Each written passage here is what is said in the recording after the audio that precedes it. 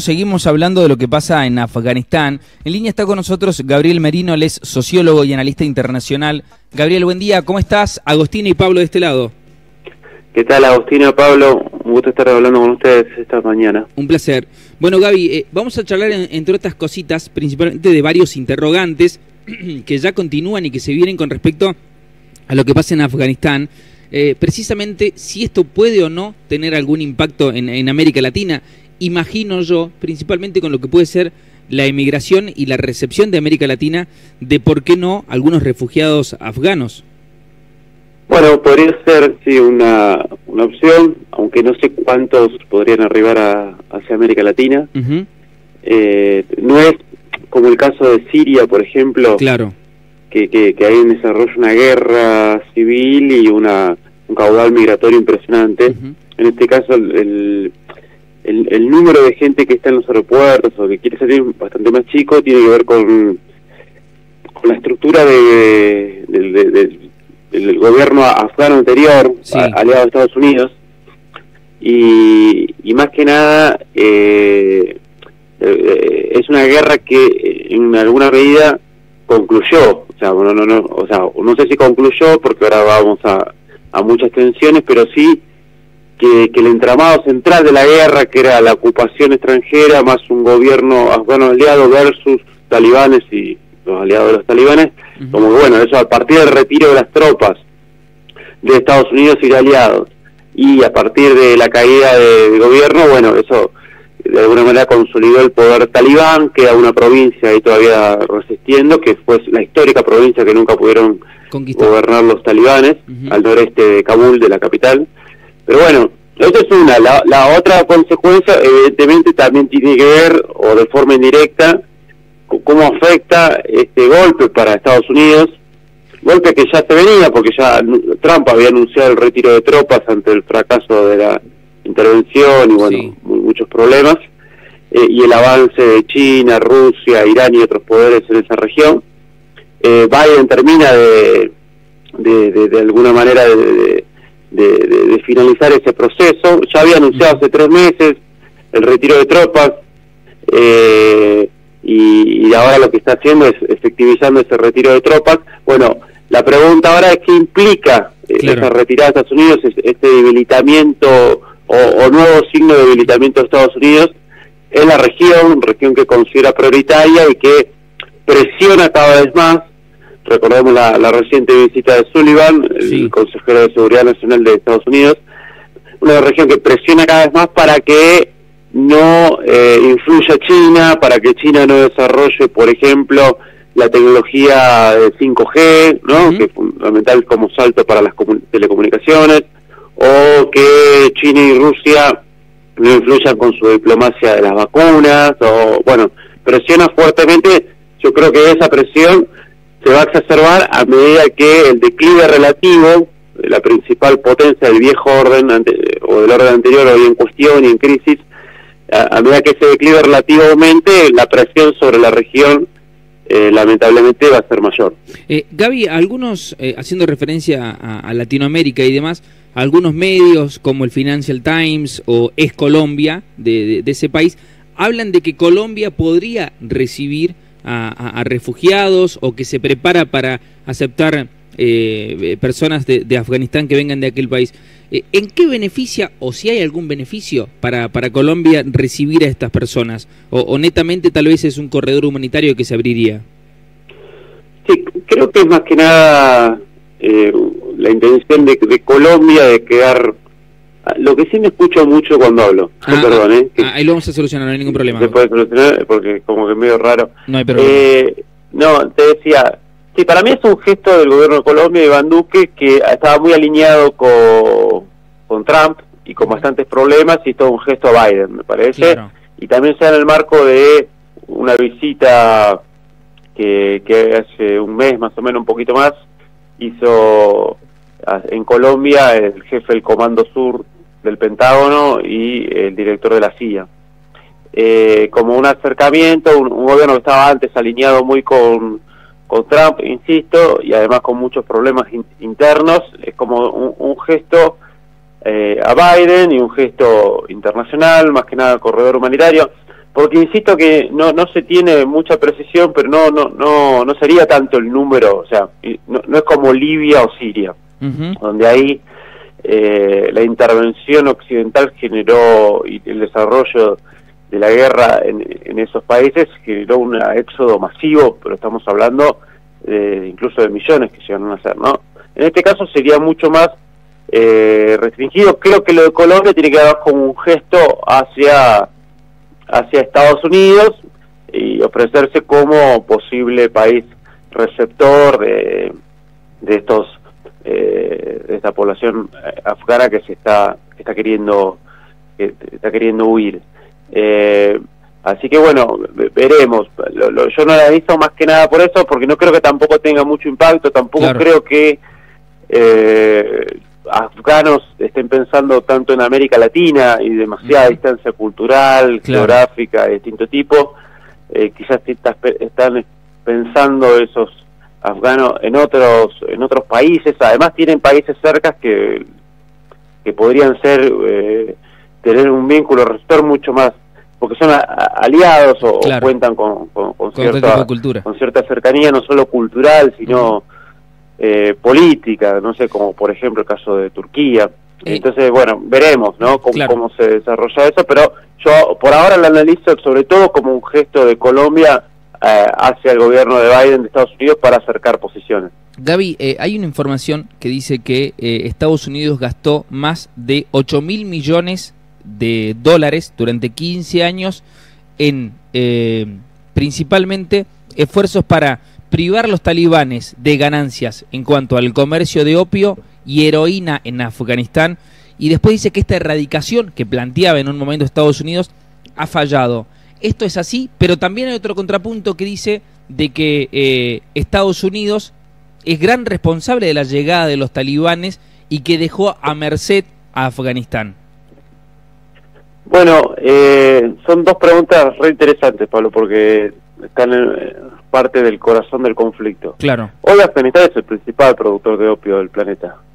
Entonces se da la paradoja también, como se da en Colombia o México, que los planes de Estados Unidos para erradicar en realidad multiplican enormemente la producción de esos países de drogas, sobre todo la materia prima, porque además Estados Unidos es el principal mercado de consumo de esa droga, y de hecho en los Estados Unidos hay problemones por los opiáceos, y hay muchos estadounidenses muy ricos por el tráfico de estos estupefacientes y por sectores financieros que se benefician, sectores de fuerzas armadas que corruptas o no, bueno, ahí encuentran resquicios para organizar esto, y recordemos también que lamentablemente estos mercados negros, clandestinos, históricamente han servido también para financiar intervenciones militares. Bueno, está el clásico ejemplo de la guerra del opio, con la cual subordinó el Reino Unido a la India, a China, y en parte eso se financió con el opio justamente que vendía desde la India, colonia británica, hacia China. Entonces ahí hay una cuestión muy fuerte de el control de esa droga, y que se multiplicó enormemente en estos años. Por ahí en los últimos años pudo haber tenido algún retroceso, decían, pero bueno, los datos son un poco complicados de decir, bueno, son completamente ciertos. Lo verdadero es que Afganistán es potencia en producción de opio. Y con respecto a lo que vos decías, es muy interesante porque los talibanes vienen de los mujahidines. Sí. Los mujahidines, como otras expresiones del islamismo radical, fueron entrenados y financiados y desarrollados por Estados Unidos, por su organismo de inteligencia, en los enfrentamientos contra la Unión Soviética y contra el socialismo árabe. Claro.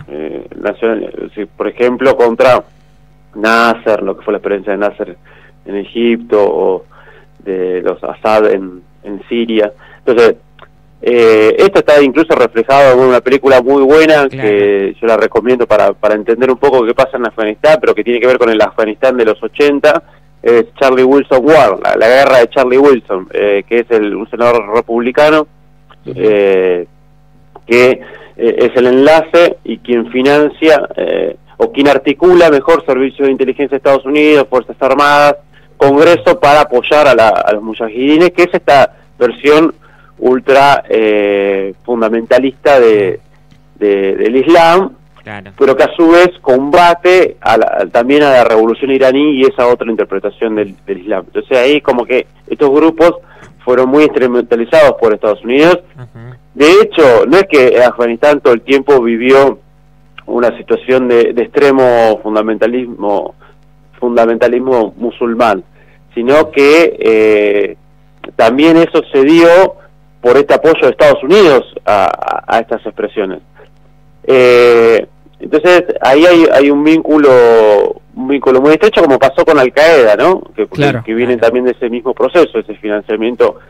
Después, bueno, empezaron a tener conflictos, diferencias o contradicciones con estos talibanes, pero lo cierto es que ahí tienen esa raíz. Entonces es muy paradójico y contradictorio, incluso cuando, no sé, por ejemplo, el Occidente exalta todo el tema de violación de derechos humanos, o todo el tema de la violencia contra las mujeres, sí. Por otro lado uno dice, bueno, pero Occidente fue también responsable de que todos estos fenómenos emergieran porque le eran funcionales para enemigos geopolíticos. Y también hay que decir que en 20 años de invasión, ocupación, que fue realmente un desastre, con cientos de miles de muertos, etcétera, si bien superficialmente aparece la idea de perseguir a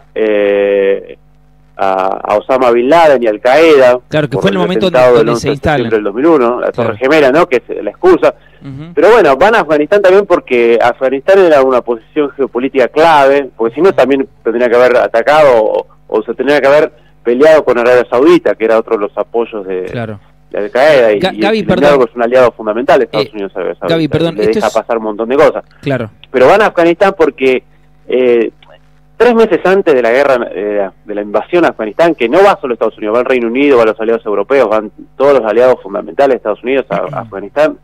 3 meses antes, Rusia y China, junto con los países que están justo al norte de Afganistán, que es Kazajistán, Uzbekistán, Kirguistán, Tayikistán, que son los países de Asia Central, China, Rusia y esos países conforman la Organización para la Cooperación de Shanghái. Toda una alianza de seguridad, de control del terrorismo, autónoma de Washington, propia, de China y Rusia. Es una primera expresión de que China y Rusia dicen, bueno, hasta acá llega la influencia de Occidente de Estados Unidos y acá empezamos a jugar nosotros más fuerte.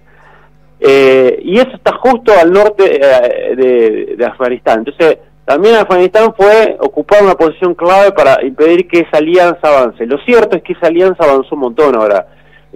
Afganistán quedó rodeado por el avance de China, de Rusia, el desarrollo de Irán. Entonces, también hay que contextualizar en ese escenario geopolítico, tanto del 2001, cuando se inicia esta guerra, como ahora esta retirada, que tiene que ver cómo también esa posesión de Afganistán le es cada vez más costosa y difícil de sostener para Occidente. Para Estados Unidos, esto es afirmación / pregunta, ¿ya no hay más interés por el qué o para qué estar allí en Afganistán? Interés hay, porque yo creo que van a mantener inteligencia operando. Pero no presencia militar, tal vez. ¿Cómo? Pero no presencia militar tan fuerte como hubo en otros momentos. No, porque primero, insisto que es una posición muy difícil ya de sostener.